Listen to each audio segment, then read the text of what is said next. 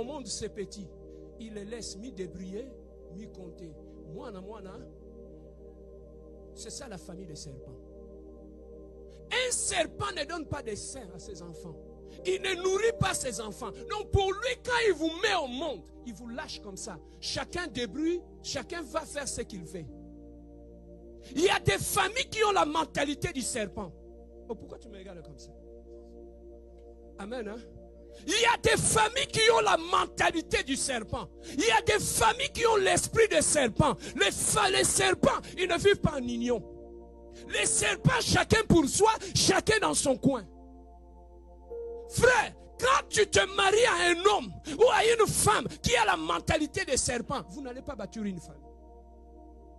Quelqu'un qui a la mentalité du serpent, papa, il ne vit pas en paix, même là où il se marie. Parce que le serpent ne vit pas en famille, en union, en communauté. Non. Chacun prend sa direction. Voilà pourquoi une personne qui a la sémence du serpent, qui a la mentalité du serpent, il est difficile de bâtir la famille avec. Voilà pourquoi tout le temps, ton mari, ta femme menace de divorce. Menace de divorce. Papa, tu ne peux pas bâtir une famille avec une personne qui a la sémence du serpent. Tu peux tout faire. Tu peux tout faire. Lui ne comprend pas ça. Il ne sait pas ça. Le problème de famille, ça lui regarde pas. Il peut t'insulter, insulter ta mère, insulter ton père. Donc pour lui, il n'a pas la notion de la famille. Parce que c'est un serpent. La famille des serpents. Dis la famille des serpents. Oh, tu as peur. Dis la famille des serpents. En lingala, on dit libotaya. Mais maintenant, tes enfants, quand ils vont se marier dans la famille de serpents, hein, Papa Georges, si ton enfant va se marier, comme ton petit garçon là, il va trouver une fille belle. Mais ce qu'il ne sait pas, cette fille vient de la famille de... Le jour de la dot, qui va être là? Qui va être là le jour de la dot? Et ils ne vivent pas en famille. À qui tu vas donner la dot? Tirons les oreilles de nos enfants pour leur dire que toutes les familles que tu vois, il y a aussi des familles de... Même à l'école, tire les oreilles de nos enfants. Même à l'école, il y a des enfants de... Imagine-toi quand ton enfant commence à fréquenter les serpents. Dis fréquenter les serpents. Qu'est-ce que tu remarques d'abord? Le serpent, c'est le père de mensonges. Lorsque tu constates que ta femme, ton mari, ton enfant commence à vociférer les mensonges, il a été en contact avec le serpent.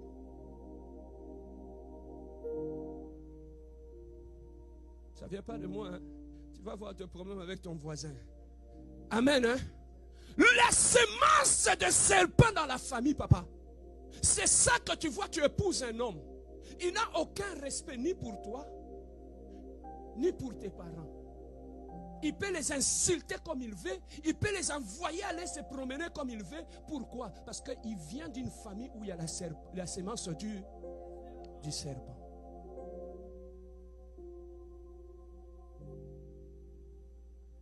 La famille où il y a la sémence du serpent. La première des choses dans cette famille, on trouve le mensonge. Parce que le père de mensonge, c'est le diable. La deuxième des choses qu'on trouve dans une famille où il y a la sémence du serpent, la manipulation.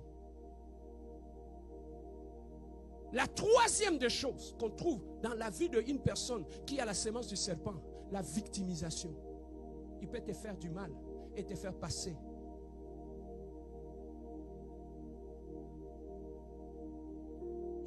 La quatrième des choses, quand quelqu'un est né de la famille du serpent, il a la sémence du serpent. Ils ne se convertissent pas. Il peut changer la peau, mais il garde la même nature. Pasteur, le Canada, ça crée des problèmes. Le mariage, ça saute en éclat. Mais comment le mariage ne peut pas sauter en éclat quand tu es allé te marier dans une famille de serpents? Tu ne peux pas bâtir ta vie et atteindre la vieillesse avec une personne qui a la sémence du serpent, ils vont partir. Tu peux l'épouser, mais en fin de compte, il va rentrer. Même si tu le prends, papa, tu le ramènes dans la maison. Un serpent ne vit pas à la maison. Il va sortir de la maison, il va aller dans la brousse. Les serpents. La caractéristique de ceux qui viennent de la famille des serpents, dis-moi, pasteur, parle. Il peut rester calme, malgré la beauté de sa peau, malgré la beauté de son apparence, mais en lui, il porte un venin mortel. Je parle à vous, les jeunes hommes. Toi qui aimes, ah non, non, non, non, non. Cette sœur-là, elle a des formes. Oh, quand je le vois, je parle la langue. Oh, quand je vois ses frères avec sa barbe, tu sais de quelle famille il vient? Mariez-vous, tu vas voir. Frère, il y a des gens, quand tu le pousses, vous ne comprenez pas dans le mariage, tu appelles dans sa famille. Maman, ici on ne s'entend pas.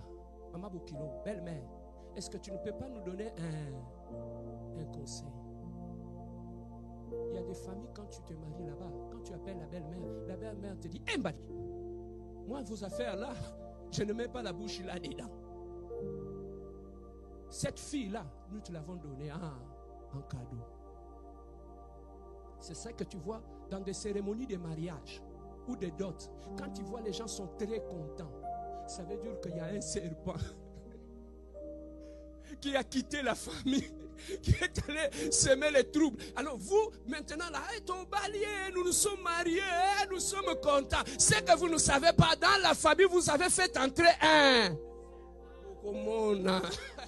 Quand il va commencer à vous mordre un après l'autre, la famille va se diviser. Lorsque vous commettez le rêve, ça arrive, c'est quand on commence à se marier. Le diable, pour te détruire, il va te pousser à tomber amoureux ou amoureuse d'une personne qui vient de la famille de... Maintenant, quand toi tu vois la beauté de sa peau, c'est que toi tu ne sais pas, malgré cette beauté-là, en lui, il porte un poison mortel. La famille des serpents. Il change sa peau. Lorsqu'on lui donne un serpent, on peut lui donner les conseils. Du conseil. Après avoir écouté les conseils, il enlève la peau. Maintenant, quand il enlève la peau, vous vous dites que le conseil a fonctionné. Il a enlevé là. C'est la peau qui est partie. La nature est là. La nature est là. Frère, un serpent, on peut le supplier, on peut pardonner, on peut faire tout. Il ne peut rien faire. Ils ont la dureté de cœur qui est liée non pas à la volonté, mais à leur nature. Dis-moi, pasteur, parle. Écoutez, il y a une femme, un jour, qui élevait, vous savez, le blanc ici, ils aiment beaucoup élever le python. Elle a commencé à élever le python, elle prenait des souris, il mettait dans la cage de ces pythons-là. Le python mangeait, il nourrissait. Maintenant, à un moment donné, il avait l'habitude d'ouvrir la cage, de laisser. Là, je vais ouvrir une parenthèse. Vous qui avez des maisons ou des appartements, ne laissez jamais les portes maison, de votre maison ouvertes. Dans des appartements des gens, il y en a d'autres qui élèvent des serpents. Il peut fuir là-bas, il entre dans ta maison. Ayez l'habitude de fermer la porte de la maison. Je ferme la parenthèse. Dans nos appartements ici, il y en a. Ou dans nos maisons, il y en a. Il faut faire attention. Bien-aimé, maintenant, cette femme-là, il avait l'habitude de laisser les serpents sortir, se promener dans la maison. Maintenant, elle, quand elle dormait sur son lit, son serpent montait sur le lit. Il venait dormir à côté d'elle. Elle dormait avec le serpent. Maintenant, elle donnait la nourriture à son python, à son serpent. Le serpent ne mangeait plus. Il a fait une semaine. Le serpent, qu'est-ce qu'il fait? Il monte sur le lit, il dort. Après un moment donné, il descend, il part. Il faisait toujours ça. Maintenant, la femme n'a pas compris ce comportement-là. Il a dit, je vais amener mon serpent chez les vétérinaires. Il pensait que le serpent était malade. Il amène le serpent chez le vétérinaire, il explique les comportements. Il dit, il ne mange plus. Quand il monte sur le lit, il vient se mettre à côté de moi et puis il descend, il part. Ça veut dire quoi? Le vétérinaire a mis les... Il a dit, ma soeur, tu vois ces comportements-là, il ne se nourrit plus parce qu'il veut vider son estomac. Parce que dans sa tête, il projette de te tuer et de t'avaler. Alors quand il monte sur le lit, il vient prendre la taille. Il veut se rassurer que ta taille va aller.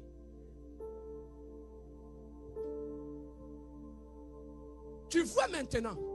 Maintenant, je te parle. Voilà pourquoi Dieu dit, mariez-vous entre vous. Maintenant, quand tu te maries avec une personne qui a la sémence du boa, il dormira à côté de toi. Mais il est en train de préparer quelque chose pour te détruire. Le parent, vous qui amenez vos enfants au mariage, avant d'aller payer la dot ou prendre la dot, vérifiez cette famille si ce n'est pas une famille de serpents. L'homme que tu as, frère, quand je te parle de ces comportements de serpents, l'homme, la femme, elle a travaillé, elle a fait la manufacture, elle a travaillé. On lui a présenté un homme en Afrique, à Kinshasa. C'est un bon garçon, il est bien. Ils ont commencé à parler au téléphone. Pour lui, c'était un bon garçon et tout et tout. Je vais le parrainer pour l'amener au Canada. Elle a parrainé. Pendant qu'elle parrainait l'homme, il s'est parlé avec des mots gentils. Cet homme-là avait déjà sa fiancée qui était à Ottawa. Les jours qu'elle est arrivée ici, à l'aéroport, la femme avec un bouquet de fleurs, il attend le monsieur qui va arriver, avec des ballons. Il attend. Il a amené ses amis. Papa, il y a certaines choses quand tu vas voir seul. Parce que quand l'humiliation va arriver, tu seras seul. Maintenant, elle a amené les gens. Ils sont partis là. Maintenant, et ils attendaient à l'entrée. Tu vois, à l'entrée, là, on attend les gens. Maintenant, le monsieur déjà parti de Kinshasa, elle avait déjà dit à sa copine qui était à Ottawa. Sa copine a pris son ami, ils sont venus avec une voiture jusqu'à l'aéroport. Papa, le monsieur est sorti avec la carrosse. Au lieu de prendre la direction de là où il y avait sa femme, il a pris l'autre direction en se mélangeant avec les gens. Il est sorti par la porte 2. En sortant dehors, il a pris le téléphone, on lui a mis dans la voiture, il est allé à Ottawa. Mais imagine-toi, tu as travaillé en tant que femme, dans ton salaire, des souffrances comme ça. Et tu as voulu avoir une meilleure vie. Épouser un homme. Mais voilà ce que cet homme fait. Vous qui allez vous marier en Afrique, faites attention. Mais est-ce que cette femme ne comprenait pas que cet homme, il est en train de me passer mon temps?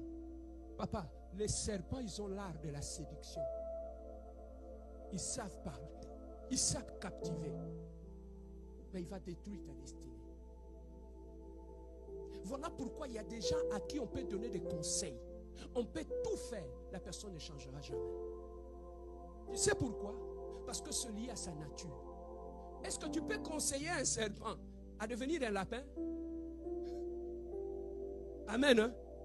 Non, même si la belle-mère dit non, on va le faire asseoir. On va le faire, on va le parler, on va le faire. Ah! Vous le faites asseoir. Oh, toi, depuis que tu es entré dans la famille, tu ne respectes pas tu ne respectes pas ta femme. Tu es impoli, tu es un têtu. On n'aime pas ce que toi tu fais vis-à-vis de ta femme. Nous, les parents, nous sommes contre ça. Vous pensez qu'il va changer?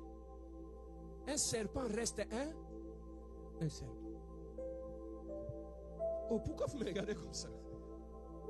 Amen. Hein? Maintenant, pourquoi je dis ces choses-là? Bien-aimé dans le Seigneur, pour éviter de tomber à ce genre de personnes, à ce genre de famille, tu as besoin de consulter Dieu. Dieu n'avait pas prévu que l'homme, sur sa vie, qu'il puisse diriger lui-même, prendre les décisions dans sa vie. Mais qu'est-ce qui nous a trompés?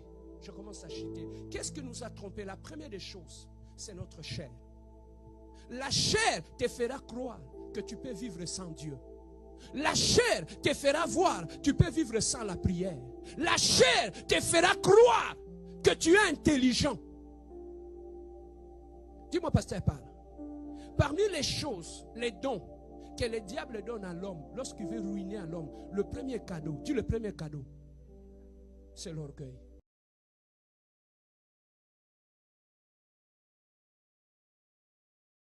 Qui cesse d'être dans la poussière. Dieu t'élève et te fait asseoir avec le grand. Ça, c'est le mystère du royaume. Bien aimé, lorsque le royaume s'installe dans ta vie, physiquement, les gens ne voient rien. Que ta volonté soit faite sur la terre comme au ciel. Donc, ça veut tout simplement nous dire, ce qui se réalise sur la terre n'est qu'une conséquence des pièces. Ce qui a été décidé au ciel. La croix, bien-aimée, c'est là que tu dois être mise à mort. C'est à la croix que la nature charnelle meurt en nous. C'est à la croix